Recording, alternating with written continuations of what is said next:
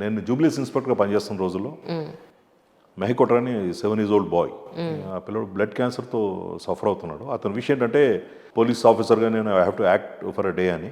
యాక్చువల్గా మా senior officers దగ్గరికి వెళ్ళారు. మేక్ విషయ ఫౌండేషన్ వాళ్ళు వెళ్ళి సీనియర్ ఆఫీసర్ని కలిస్తే వాళ్ళు I'm fortunate they chose my police station. Me police station Madhyapati Srinivas అయితే బెటర్గా చేయగలుగుతాడు, హ్యాండిల్ చేయగలుగుతాడు అని చెప్పి నాకు అప్పచెప్పారు. ఆ పని ప్రాపర్గా కోఆర్డినేట్ చేసి ఆ పిల్లోడి ఇంటికి మా వెహికల్ పంపించి ప్రాపర్ డ్రెస్ అన్ని తయారు చేయించి ఆ వెహికల్లో తీసుకొచ్చి మా సిబ్బంది అందరితో అతనికి సెల్యూట్ కూడా చేయించి కాసేపు అతను నాకు కూర్చోబెట్టి ఇప్పుడు చిన్న చిన్న ఆనందాలు కెనాట్ కొన్ని మనం తీసేయలేము. అతనికి వచ్చిన ఈ ఆరోగ్యమైన సమస్య తీవ్రమైంది. We cannot completely take it out. But కనీసం ఆ క్షణంలో ఆ టైంలో అక్కడ అతను సంతోషం కలగజేయడం అనేది గొప్ప విషయం. అది I'm part of it. I'm very happy about it. మంచి మెమరీ. తెలుగు కాదు, థింక్ మార్వాడి కమ్యూనిటీ, ఆ బేగం బజార్ అక్కడ నుంచి వచ్చారు. Kothari, Mehak Kothari and business community, ఇద్దరు గుజరాతీస్ ఆర్ మార్వాడీస్ అయి ఉండాలి. అప్పటికి మీరు మేకే విష్ అతని విష్ కంప్లీట్ చేసినప్పటికి అతనికి ఎంత టైం ఉందో పాపం తర్వాత అప్పటికి 2-3 years అన్నారు. బట్ వీటిలో ఏంటంటే మెడికల్ అడ్వాన్స్మెంట్స్ ఉంటున్నాయి. అవును అవును, some times I tell you, ఇప్పుడు 2-3 సంవత్సరాల పాటే పిల్లడు సర్వైవ్ అయ్యే అవకాశం ఉందని చెప్పిన తర్వాత ఈ 2-3 సంవత్సరాలు కొత్త మెడికల్ అడ్వాన్స్మెంట్స్ అని వచ్చి అతని చికిత్సగా ఏదైనా లభిస్తే కనుక it may further extend also కదా. Correct absolutely, you are such a positive person. అదే తర్వాత ఏమైందో తెలియదు అయితే మీకు తెలుసుకోవాలి. Very honest with I know you are very sentimental కదండి. డెఫినెట్లీ, ఎందుకంటే ఆ పిల్లడితో నేను నా పాత ఫొటోస్ అని తిరిగేస్తుంటే ఆ పిల్లడితో నేను కూర్చుని దిగిన ఫోటో, మా స్టాఫ్ అంతా అతనికి సాల్యూట్ చేస్తున్న ఫోటో. ఆ చిన్న పిల్లడు వెహికల్ దిగి లోపల రాగానే మా ఆఫీస్ అందరూ అతను సాల్యూట్ చేస్తున్నట్టు నేను రిసీవ్ చేసుకున్నాను బుకే ఇచ్చి. ఆ ఫొటోస్ అన్ని చూసిన తర్వాత కొన్ని చేదు నిజాలు, మేబీ ఆ పిల్లడికి హెల్త్ హజార్డ్ ఉంది, సర్వైవ్ అయ్యాడో కాదో తెలియదు, అవడానికి అవకాశం చాలా చాలా తక్కువ అప్పుడు. బట్ ఆ విషయం తెలుసుకుని వాళ్ళని కాంటాక్ట్ చేసి ఆ పిల్లడు ఉండదా లేదా అని తెలుసుకుని I just don't want to have that bad memory. అందుకని తెలుసుకోలేదు. I don't know, I wish ఆ పిల్లడు పూర్తిగా తగ్గి బాగుండి పెద్దవాడు అయి ఉంటే కనుక ఇప్పుడు నా దగ్గరికి వస్తే I will be very happy about it. True. అంటే ఇలా అడుగుతున్నాను ఏమనుకోవద్దు, నేను ఏజ్ ఇస్ ద నెంబర్ అని నమ్మే మనుషుల్లో ఫస్ట్ 10 members నేను కూడా ఉంటాను. కాకపోతే గవర్నమెంట్ రూల్ ప్రకారం రిటైర్మెంట్ అనేది ఒకటి పెట్టారు కదా, ఇంకా ఎంతకాలం ఉంది మీకు అంటే ఏం చెప్తారు? 2 years 2 months to be very ప్రెసైజ్. 2 years తర్వాత మీ లైఫ్ని ఎలా ప్లాన్ చేసుకున్నారు అంటే? ఒకటి, నేను ప్రాథమికంగా నేను I come from agricultural family. పొలాలు అంటే ఇష్టం నాకు. అవకాశం ఉంటే చిన్న తోట లాంటిదని పెట్టి I try to spend my time there.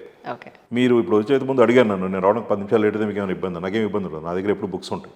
అదే బుక్స్ చదువుతున్నాను చెప్పారు. I keep my self busy with books. అయితే పన్ను ఉంటే ఏమైనా చూసుకునే అవకాశం ఉంటే చేసుకుంటాం, పనులు చేసేసుకుంటాం, ఫోన్లు కాల్స్ అవన్నీ ఏమి లేకపోయినా సరే. If I have books and music around I can survive.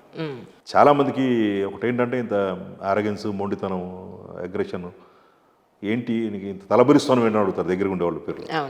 అంటే నేనంట నీ దగ్గర చాలా ఉందా, you have lot of materialist things నీ దగ్గర ఉన్నాయా, అందుకనే ఈ ధైర్యం అది అంటే that's not the reason. Roots నుంచి వచ్చాం, మూలాలు మర్చిపోలేదు. ఇవాళ కూడా పచ్చడి అనేది తినేసి చేప మీద పడుకోవడానికి సిద్ధంగా ఉన్నాం, అంతకన్నా కిందకైతే పోం కదా. Exactly. So that makes you comfortable. అరే నాకు ఉన్నటువంటి కంఫర్ట్స్ వెళ్ళిపోతాయేమో, లేకపోతే ఈ కార్ ఉండదేమో, వెహికల్ ఉండదేమో, డ్రైవర్ ఉండడేమో, గన్మెన్ ఉండడేమో, ఏసీలు ఉండేమో, ఇట్లాంటి భయాలు లేవు నాకు.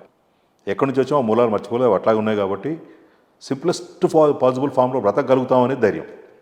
దట్ ఇస్ ద స్ట్రెంత్ నాకు. I don't no next generation పిల్లలు ఏమవుతారో తెలియదు, కానీ నేను ఇంకా ఆ మైండ్ సెట్లో ఉన్నాను.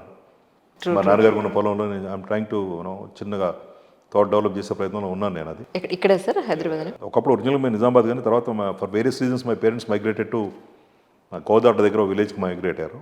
అక్కడ ఇల్లు కట్టుకుని పొలం ఉన్నారు. మా పేరెంట్స్ ముందుకాలం వ్యవసాయం చేశారు. నాన్నగారు ఎక్కడే ఉన్నారండి? He also passed away. ఈ 5 ఏళ్లలో జరిగిన దీంట్లో my lost my mother, father, మా వైఫ్ అండ్ వన్ సిస్టర్. అదే ఆయన maybe because of age, because he underwent his major bypass in 1993. బాగానే లాక్కొచ్చినట్టు ఒక విధంగా. ఆయన 28-29 ఏళ్ల పాటు బాగానే లాగారు. Ageing factors, nothing important. So yeah, చేస్తాను. అక్కడికి వెళ్ళి పుస్తకాలు చదువుకుంటాం, మ్యూజిక్ వింటాం. I will take care of my health. మీలాంటి గెస్ట్లు, ఫ్రెండ్స్ ఎవరైనా వస్తే కాసేపు అక్కడ మాతో పాటు ఆ తోట ఉండొచ్చు. తప్పకుండా. I'll wait for that day. నాకు క్లారిటీ ఉంది. ట్రావెల్ చేస్తాను, ఎలాగో నేను ట్రావెల్ చేస్తాను రెగ్యులర్గా. మేబీ ఎక్స్పెన్స్, ఇప్పుడు ఉద్యోగంలో ఉన్నాం కాబట్టి కొన్ని రెస్ట్రిక్షన్స్, కొన్ని పర్మిషన్స్, ఫ్రీగా స్వేచ్ఛగా ట్రావెల్ చేయలేము, ఎక్కడికి వెళ్ళాలన్నా పర్మిషన్స్ తీసుకోవాలి, ఇట్లాంటివన్నీ ఉన్నాయి. అప్పుడు నాకు ఈ అడ్డే ఉండదు కాబట్టి ఐ డౌట్ ఆఫ్ ఇష్యూస్ కాబట్టి ఐ థింక్ ఐ ట్రావెల్. అంటే కొన్ని పనులు కొన్ని ఒక ఏజ్లో చేయాలి. సపోజ్ వెన్ యూఆర్ యంగ్ మనకైనా ఫుడ్ మిర్చి బజ్జీ వచ్చిన ప్యాకెట్ వస్తాయి తినేసిన తర్వాత కాగితం బాగుంటే చదివేస్తాం అందులో ఏముందో అని ఇప్పుడు చదవాలంటే గ్లాసెస్ రీడింగ్ గ్లాసెస్ తెచ్చుకోవాలి. ఇట్స్ యాక్చువల్ ఏజింగ్ ఫ్యాక్టర్ అది. అవును. ఏం మళ్ళీ ఆ గ్లాస్ ఎక్కడ ఉన్నది తెచ్చి ఎక్కడ చదువుతాం లేమని చెప్పి పక్కన పడేస్తాం. అట్లాగే కొన్ని ట్రెక్కింగ్ లాంటివి వాక్ ట్రెక్ కొన్ని హిల్ ఏరియాస్ తిరగాలి అంటే ఒక ఏజ్లో చేయగలుగుతాం. అవును. సో న్యాచురల్గా ఏజింగ్ ఫ్యాక్టర్ అది తగ్గుతుంది, కొంచెం రిఫ్లెక్సెస్ తగ్గుతాయి, ఎబిలిటీస్ తగ్గుతాయి. కాబట్టి ఆరోగ్యంగా ఉన్నప్పుడు నువ్వు శారీరక దార్ఢ్యం ఉన్నప్పుడే కొన్ని పనులు చేసేస్తే you'll do it. అది కరెక్ట్. ఎలాంటి పుస్తకాలు చదువుతారు ఇన్ జనరలీ? అన్నీ వైడ్ రేంజ్ ఆఫ్ బుక్స్. కొన్ని ఎవరైనా రికమెండ్ చేసి చదువుతాను, కొన్ని ఫిలాసఫీ, పొలిటికల్ థింకింగ్, హిస్టరీ చాలా ఇష్టంగా చదువుతాను ఇప్పుడు కూడా. ఎందుకంటే మన మూలాలు ఏంటో తెలియకపోతే మన ఉనికికే ప్రమాదం. అది యూ షుడ్ అండర్స్టాండ్. మనం ఎందుకు చెప్పుకుంటాం మన ఇంటి పేరు, మన పూర్వీకుల గురించి ఎందుకు చెప్పుకుంటాం? You take pride in it. మన హిస్టరీ కూడా అలాంటిదే, మన దేశం మన రాష్ట్రం ఇట్లా. I read. ఇప్పుడైతే ఇవాళ మీకు చెప్పినప్పుడు బుక్లో బస్సులో వెహికల్లో కూర్చొని రీడింగ్ రాధికా సాంత్వనం చదువుతున్నాను, ముద్దు పలనేది. ఓహో.